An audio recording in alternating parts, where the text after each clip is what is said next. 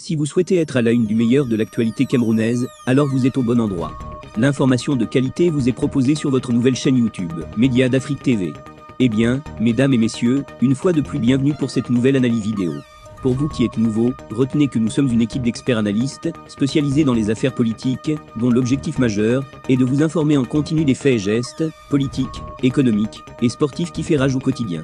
Bien sûr, il suffit de vous abonner et d'activer la petite cloche pour rester toujours à l'écoute de la une.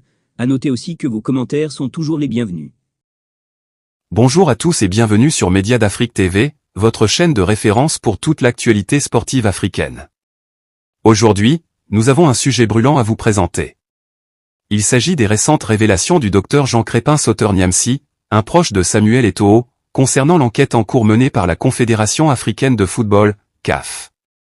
Restez avec nous pour en savoir plus sur cette affaire complexe et intrigante. Pour bien comprendre cette affaire, il est essentiel de revenir sur les faits.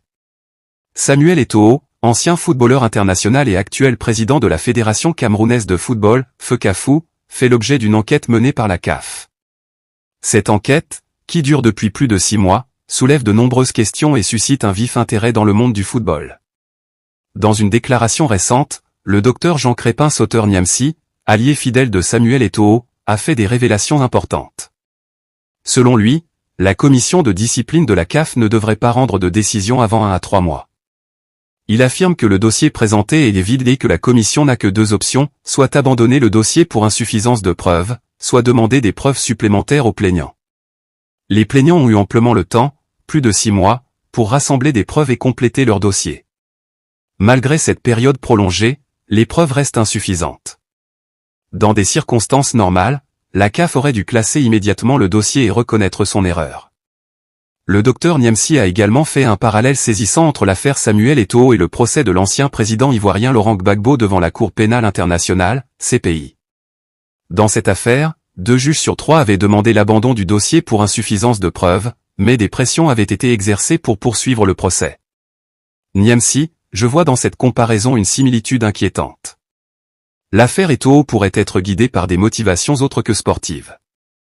Le docteur Niamsi va plus loin en citant Maître Mbayen, qui aurait déclaré sur RFI que ce procès n'a plus rien à voir avec le football, mais qu'il s'agit d'un procès politique.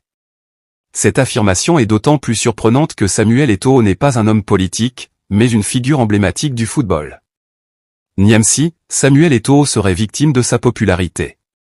Des mains obscures cherchent à prolonger l'affaire pour ternir la réputation de l'ancien footballeur devenu dirigeant. Face à cette situation, le docteur Niamsi annonce sa décision de ne plus commenter l'affaire jusqu'au verdict définitif de la commission de discipline. Il réfute les allégations selon lesquelles il serait la source d'information pour Eto'o, affirmant qu'il est simplement un allié qui comprend et soutient le projet du président de la FECAFOO. Niamsi, je ne commenterai plus cette affaire jusqu'au verdict.